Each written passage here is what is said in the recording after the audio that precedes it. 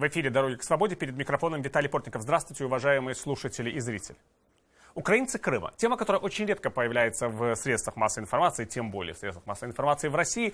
Говорят о русских и о русскоязычном населении Крыма как до времени до аннексии этой территории Российской Федерации, так и о времени после аннексии. Говорят о крымских татарах достаточно много в связи с теми репрессиями, которые происходят сейчас по отношению к этому народу, в связи с трудностями в деятельности меджлиса крымско-татарского народа. А вот украинское население Автономной Республики Крым. Как жило оно и как сейчас живет. Это тема, на которую мы пригласили поговорить в нашу студию украинского журналиста, общественного деятеля, генерального директора Национального газетного журнального издательства и одного из основателей общественной организации Крымский центр делового и культурного сотрудничества «Украинский дом» Андрея Щекуна. Здравствуйте, Андрей. Здравствуйте. Степанович, ну вот на самом деле, мне кажется, что действительно даже до того, как Крым был аннексирован, когда он еще был просто одним из субъектов Украины, если угодно, о том, что происходит с украинским населением Крыма, с украинским языком там, с украинской культурой, говорили очень мало, так как будто там и нет украинцев. Это ведь вы не будете отрицать этот факт? Я не буду отрицать. Велась специализованная политика местных органов самоуправления, которая фактически не замечала вообще украинское образование, культуру, средства масс-медиа, которые создавались украинцами в Крыму, и практически игнорировалось. Тем более, что украинцы в Крыму практически не могли основываться и как бы иметь основу политическую какой-то защиты в Крыму местных органов самоуправления. Ну, потому что это и так Украина. Да, в принципе, хотя бы у нас много вопросов было к Киеву, к политическим разным образованиям партий, когда они шли, особенно в местные органы самоуправления, о едином проекте местного самоуправления в Крыму. Например, то, что делали крымские татары. Они брали партию «Народный рух Украины», единичные списки делали и проходили все местные органы самоуправления. 6-7% стабильно у них было. Поэтому, к сожалению, проукраинские силы в Крыму не смогли это сделать, и поэтому последние выборы в 2010 органе местного самоуправления Батьківщина набрала там 2,7%, фронт змін там 2,2%, Свобода 1% и так дальше. И все проукраинские силы, в основном это где-то порядка 9-12% разошлись, и вообще в парламент Крыма даже никто не получил ни одного мандата, и у местных органов самоуправления, еще районные сельские советы в том числе. Поэтому это была проблема. Может быть, это было связано с тем, опять-таки, что именно и сами украинцы, которые жили в Крыму, считали, что ими так, в общем, все нормально, потому что они живут в украинском государстве, украинский язык в этом государстве государственный. Кстати говоря, украинский язык был одним из государственных и в Автономной Республике Крым и остается сейчас после аннексии. Да, бессомненно, и до Конституции еще Украины он был и в Крыму государством. Но, к сожалению, тенденции были совсем другие. Украинцы свои школы, классы, которых они создали в Крыму, они практически добились общественной деятельности. Поэтому это около 600 классов с украинским языком преподавания. Сегодня это реально 37 уже, когда Россия пришла и фактически уничтожила эти классы. И 7 школ с украинским языком образования, которые фактически сегодня стали двухязычными. Тобто фактически уничтожены также и школы с украинским образованием, которые создали сами общественность. И вы понимаете, это все было действительно на украинцы, которые самоорганизовывались в общественной организации и добивались этого. Никакой поддержки из Киева практически не было. Даже во времена Ющенко были популистские декларации, хорошие указы, но безосновательно финансово не поддерживаны в этом смысле. А были люди, которые действительно, у которых родной язык был украинский, которые хотели, чтобы их дети учились в школах на украинском языке? Вот какова оценка такого количества людей в Крыму? Вот. Я могу рассказать на примере своего города родного, Бахчисарай. Когда мне говорили в Министерстве образования Крыма и в районном отделе образования, нету опыта, я говорю, давайте попробуем. Когда в 2001 году мы инициировали вопрос, сперва опросительной форме среди прохожих жителей города, потом начали собирать заявления на базе школы номер 3. К сожалению, директор школы номер 3 нам ни одного заявления так и не принял. Нам пришлось полуподпольно собрать эти заявления на базе 4-й школы, потому что директор там сам родом с Винницы. Таким способом он пошел на уступ. И 1 сентября мы открыли с 1 по 11 классы с украинским языком образования. Всю параллель. Это фактически школа. То есть при сопротивлении дирекции школы, при сопротивлении районной администрации, районного отдела образования и Министерства образования Автономной Республики Крым. Поэтому не было создано условий, я скажу так. На самом деле попыт, как говорили пророссийские, фактически был, потому что не было условий. Вот и все, которые не создавали государство, государственные органы власти. А мы сопротивляясь этим организационным местным органам власти, все-таки удавалось нас убеждать людей, и люди действительно и шли в классы с украинским языком обучения. Проблем вообще не было. Получается, что по большому счету тогда в России было проще создать какой-нибудь украинский класс, чем в Крыму, в Украине. Ну, в России я не знаю, ну, как бы там не жил никогда, не мог сказать. Ну, в принципе... Я имею в виду в те годы, да? Да, да. Но в российских... У меня не было проблемы с русским языком обучения, в Крыму это точно. Как бы права все были обеспечены. Не то, что у нас были. У нас, даже если у нас назывался украинский, в сфере культуры один был украинский театр, который фактически 90% репертуара делали на русском языке. Только название фактически было. Ну, я как помню, во времена господина Ющенко была попытка создать украинский лицей, да, в Крыму? Не, во время Кучмы была единственная построена школа. Школа-гимназия самая престижная в городе Симферополе. Это во время Кучмы, когда он продал санаторий на ЮБК-1, и сразу финансирование поступило, и они построили. Это самая успешная школа, гимназия. Там было 3-4 параллели с украинским языком обучения. Все исключительно на украинском языке обучения. Это самый успешный проект. Во времена Ющенко было принят указ Ющенко и указ РНБО о создании еще 5 школ. 4 по Крыму и 1 в городе Севастополе. К сожалению, ни одной копейки не было выделено на эти школы, и эти школы так и не были созданы. То есть это вот практически вот эта вот гимназия, это все, что было за все эти годы? Гимназия, это была действительно прямая инвестиция, новое строение школы, там с бассейном, с разными кружками, которые могли люди заниматься. Все остальное это было детские садики, Ялта, Алушта, Щелкино, Керчь. Это все детские не приспособленные помещения для учебы. Поэтому вот такие были остальные школы. В Приморском еще, возле Феодосии. Вот еще есть такой фактор этого украинского развития национального, как Украинская православная церковь Киевского патриархата, церковь, да, Киевского патриархата. Вот как она вообще существовала в Крыму реально? Потому что мы знаем, что сейчас у ее священнослужителей, которые там остались, серьезные проблемы. Но я хотел бы понять не столько там то, что случилось сейчас, только то, что происходило тогда с точки зрения именно реального влияния на верующих. Ну, скажу, что Украинская православная церковь Киевского патриархата реально начала активно действовать это с 96 года. Я есть прихожанином этой Киевского патриархата, особенно хорошо знаю и архиепископа Климента, и который буквально вчера к нему ворвались из фонда Майна, хотели опечатать его имущество, который сегодня единственная церковь, которая не перешла перерегистрацию по законам Российской Федерации, и фактически, ну, могу сказать смело, идет сопротивление и борьба за это помещение в городе Симферополе, в центре города, который уже есть 2 арбитражных суда Российской даже Федерации об изъятии 112 квадратных метров этой церкви. И сегодня идет практически сопротивление только единственного Киевского патриархата уже своими усилиями там, потому что сегодня со стороны Министерства культуры Украины, которые как бы должны обеспечивать какие-то права, свободы, и могли хотя бы, буквально вчера у меня состоялось несколько звонков в разные министерства, чтобы хотя бы политическое заявление было от государства Украина, потому что это очень важно для поддержки самого архиепископа и парафии в целом, потому что сегодня очень много в Киевский патриархат приходят именно в Симферополь, не сколько даже церковно-верующие люди, сколько которые идут, идентичность свою хотят подчеркнуть с Украиной. Вот поэтому насколько важно это. Это сегодня единственный остров такой, скажем, украинской громады в Крыму на базе Киевского патриархата. Бо все культурные центры, все общественные движения, средства масс-медиа, школы, классы практически ликвидированы. Вы не думаете, что были определенные вот проблемы с развитием этой украинской жизни в Крыму? Потому что у украинцев, вот, кажется, таких людей, поборников развития украинской культуры и языка на полуострове, не было политических союзников, что у вас вот даже с крымскими татарами не получился союз по каким-то причинам. Ну, вы видите, что крымские татары шли по спискам Руха, но, кажется, естественным было бы, чтобы был союз украинских и крымско-татарских активистов.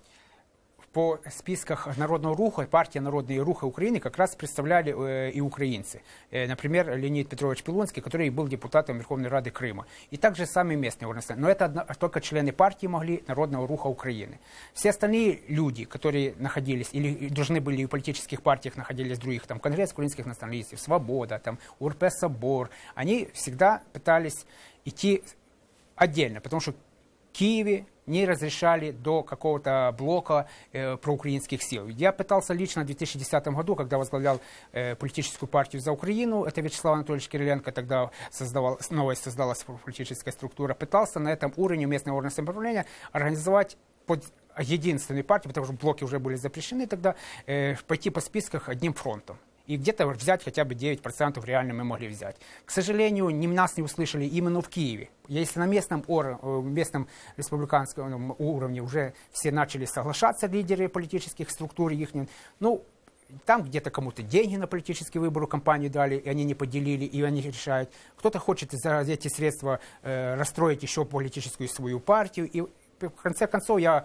взял документы, отвез Вячеславу Анатольевичу Кириленко и сдал все полномочия и ушел в отставку добровольно. И практически попытка у меня не получилась. Вот вы были координатором Крымского Евромайдана. А в Крыму был Евромайдан вообще? Да. Вот так, да? Ну, думаю, фактически сегодня Министерство образования Украины, где было учебник, что Майдана в Крыму и как бы в Донецке как бы не было, уже свои извинения сам министр сказала. И, в принципе, движение «Евромайдан Крым» было с 21 ноября 2013 года. Первая акция наша была в Симферополе, около 200 человек вышло. Пика движения «Евромайдан Крым» было в выходные дни, где около 2-3 тысяч и шествие по городу Симферополю. То есть это, в принципе, есть видео, очень много сюжетов, программ, телевизионных и так дальше. У нас было 4 координатора движения «Евромайдан Крым», один из них крымский татарин. И, в принципе, на базе Евромайдана Крыма все политические партии впервые, наверное, в истории Украины и Меджлис крымского татарского народа принимали решения совместно.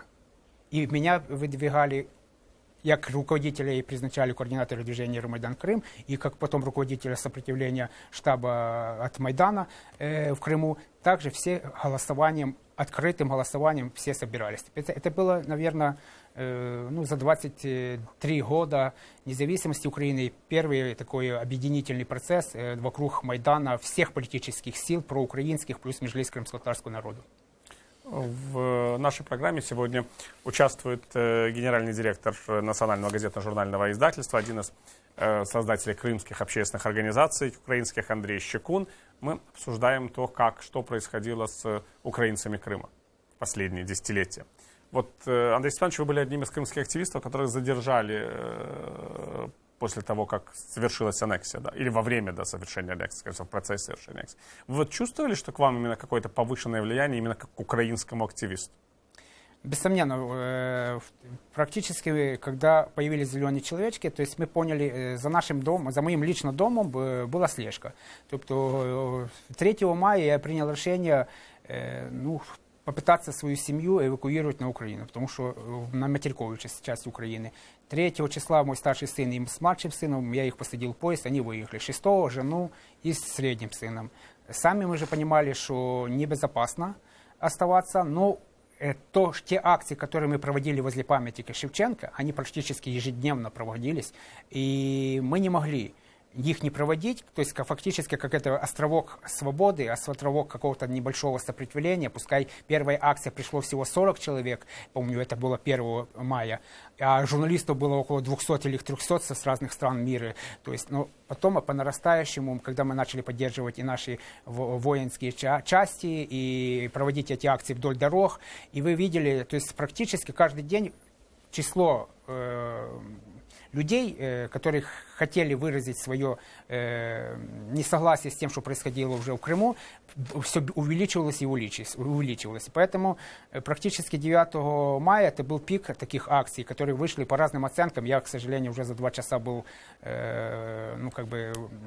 задержан с самообороной с Анатолием Ковальским. Говорят по разным источникам, это 2-3 тысяч было людей, которые вышли. За 23 года в Крыму такого не было. Возле памятника Шевченко до его дня рождения выходили люди. То есть, поэтому я считаю, что мы могли бы и дальше работать в этом направлении, хотя бы это понятно. И одна из причин, то есть после наших же акций, после моего уже похищения, акции практически перестали. И большинство... Люди испугались просто, да? Люди начали массово, те, кто активный, выезжать быстро на материк. Потому что многие благодарили фактически тем, что меня поймали, как бы, что они спасли свою жизнь. То есть, имеется в виду, выражали свою благодарность, потому что они понимали, что им небезопасно. Если бы они там день-два промедлили, могло бы быть еще хуже. И у нас намного было больше бы арестованных тех, кто поддерживал активно Евромайдан Крым. А вот что произошло после этого с украинской жизнью? Она вообще существует в каком-то хотя бы виде теперь в Крыму? Как вы ее оцениваете? Ну, думаю, практически нет. Очень большое есть понятие страх в Крыму, и практически сегодня, ну, есть попытки отдельных людей, которые принимали участие также в Евромайдане, создать украинский культурный центр и другие какие-то именно культурные какие-то мероприятия проводить. Но, к сожалению, практика показала, что 9 березня 2015 года их арестовывали. Потом, памятника Шевченко. Памятника Шевченко, опять их доставляли в суд, сразу решения принимали какие-то. Потом день вышиванки, когда организовали акцию, поехали ребята в Армянск на встречу там с украинскими активистами. Их снова арестовали, держали и так дальше ФСБ. Больше 50 человек, по нашим данным, ФСБ вызывало в себе и делали такие понятия, как профилакторий. И допрашивали людей, связаны ли с активистами Евромайдан Крым и так дальше. Потом, вы понимаете, появились списки Поклонских в Крым-реалиях, публично уже появились списки, кому небезопасно было оставаться и так дальше. Вот, поэтому сегодня практически украинская жизнь, она, наверное, более закрытая, и она в душе и в вере только каждого украинца, который там остался. То есть там практически нету и больше ни школ реально. Вот школа же существует, это вот гимназия всего. Есть только одна параллель осталась из 4. Все остальные русские уже сделали. То есть это гимназия только, условно говоря, для виду практически. Да. А как вы думаете, вот люди, которые отдают сейчас своих детей в эту параллель, они ведь тоже должны думать о будущем детей? Дети учатся на украинском языке, а если Крым — это часть России, так сказать, фактически, то они не могут рассчитывать ни на образование этих детей, ни то, что эти дети будут восприниматься как благонадежные. Это фактически людей поставит в такую особую ситуацию выбора. Я думаю, российская пропаганда свое сделала, и, в принципе, там люди сейчас не могут об этом навіть почти думать. Поэтому они дают механически, то есть ребенка надо отдать в школу, надо в садик отдать, надо куда-то, чтобы он поступил и так дальше. Думающих, которые очень мало, и в принципе, но они все равно есть, потому что сегодня, если говорить о статистике прошлого года, детей, которые поступают в высшие учебные заведения, здесь может быть примером таким Таврический национальный университет, то в этом году это как бы многие крымчане уже постарались, около 850 это учащихся в нашем уже ТНУ. Они из Крыма, да? Уже из Крыма, которые поехали и не побоялись. В прошлом году практически дети ехали больше в Российскую Федерацию за дипломом. Более 1000 человек поехали с Крыма в Российскую Федерацию. В этом году Российская Федерация подняла цены на обучение, и, в принципе, не каждый смог поехать в Российскую Федерацию, только начали люди смотреть и Украину. В этом процессе и сегодня министерство пошло очень много навстречу, и сделали фактически постановление Кабмину министров, упростили механизм перевода детей с Крыма даже на других факультетах, чтобы они могли досдать здесь какие-то испыты и поступить. Поэтому очень много сделано, и, в принципе, я думаю, это количество будет с каждым годом увеличиваться. То есть фактически такая битва за молодежь. Да, битва идет только за молодежь, вот реально, да, действительно. Но если Украина вообще может выиграть эту битву? Думаю, что да. Думаю, что да, но не хочу как бы раскрывать это, да, но потихоньку, но это благодаря снова общественным организациям. Если бы мы сегодня активно не действовали снова 1 сентября, могли бы этого университета бы не было.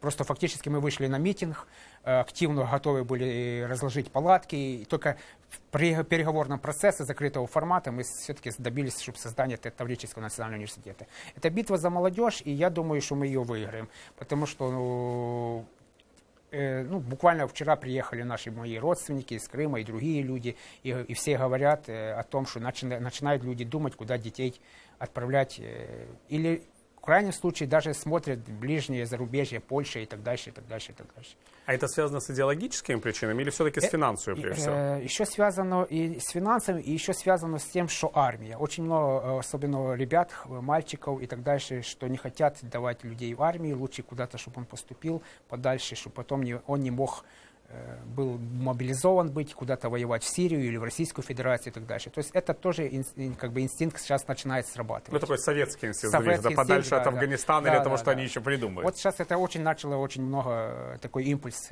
сегодня быть. Уже. Получается, что крымская молодежь, она в более привилегированном отношении, чем граждане других регионов, собственно, настоящих регионов Российской Федерации, потому что благодаря тому, что можно иметь украинский паспорт, да, и прочие программы, то можно каким-то образом избавиться от этой вот военной повинности и вообще избавиться от всех недостатков этого вот паспорта с орлом. Тем более украинская законодательная база крымчан не призывает, если в них, то есть нету обязательного призыва крымчан в армию.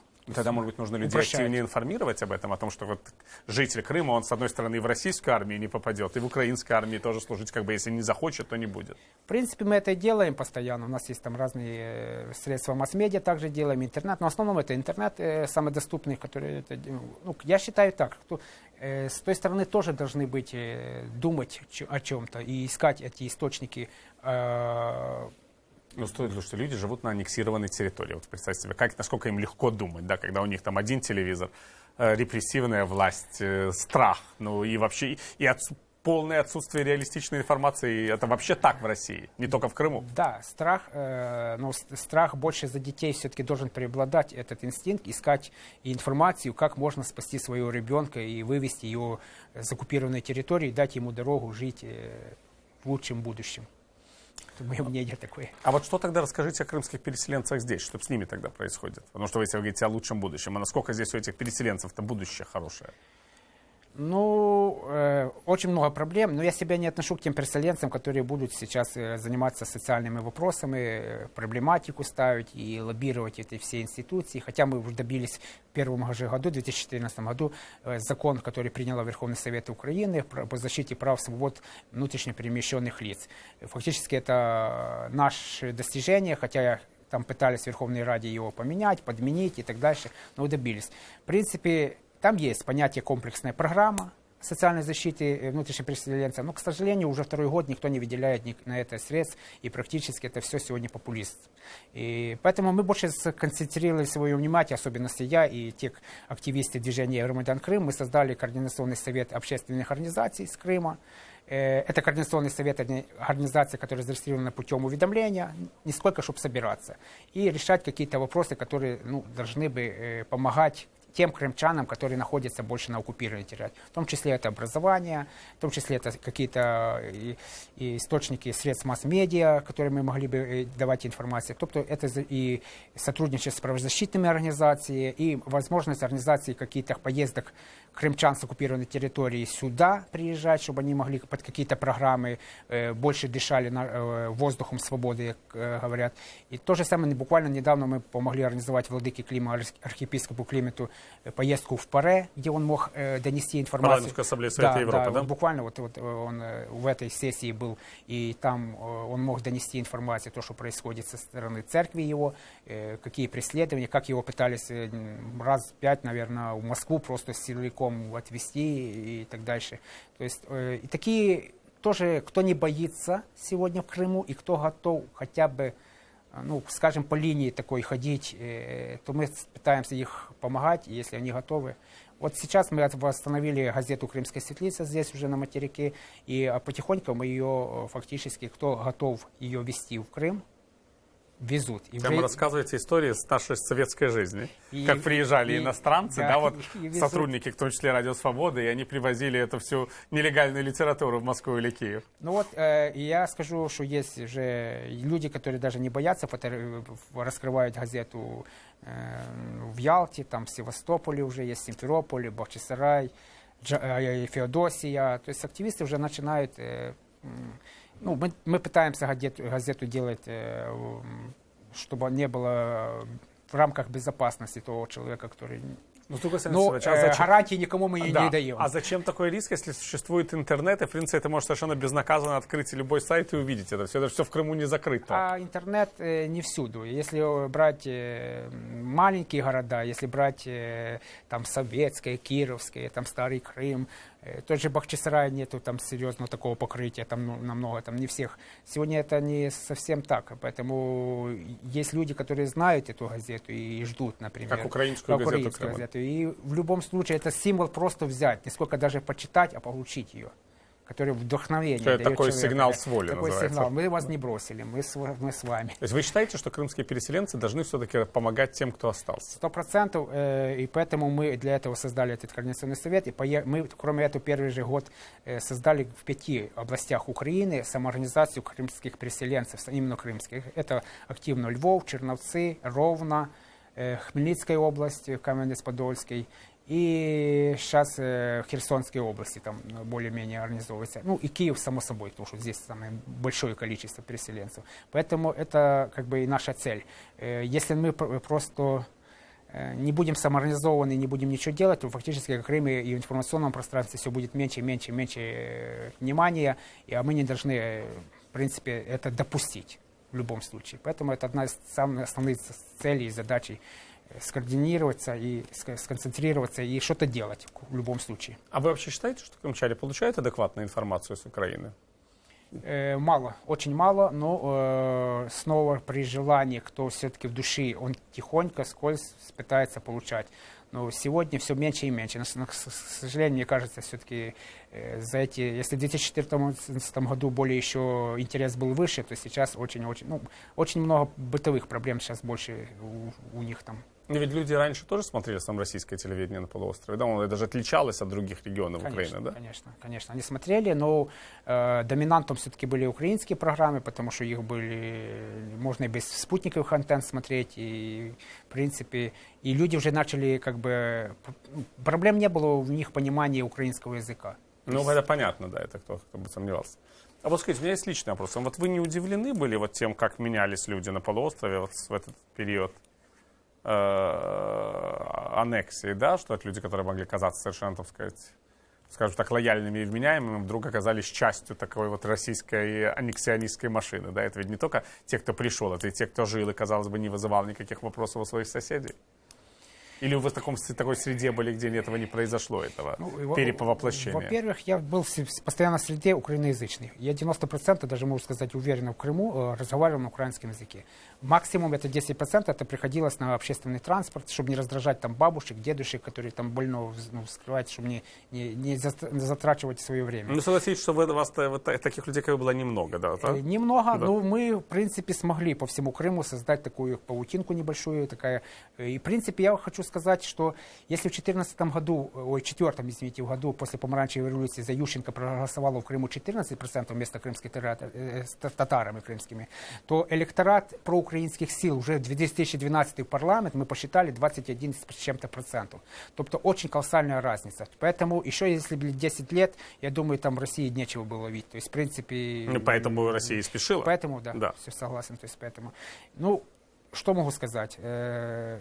В моем доме, где я жил, даже когда уже были зеленые человечки, бегали люди и так дальше, меня всегда поддерживали, и я думаю, и сейчас все лояльные. То есть не было такой агрессии. Тем более меня знали очень активно, и в Бахчисарае по разным делам, которые я отстаивал, их и права людей и в судах и так дальше. То есть лично ко мне агрессии, как у людей, которые где-то вокруг меня, такой не было.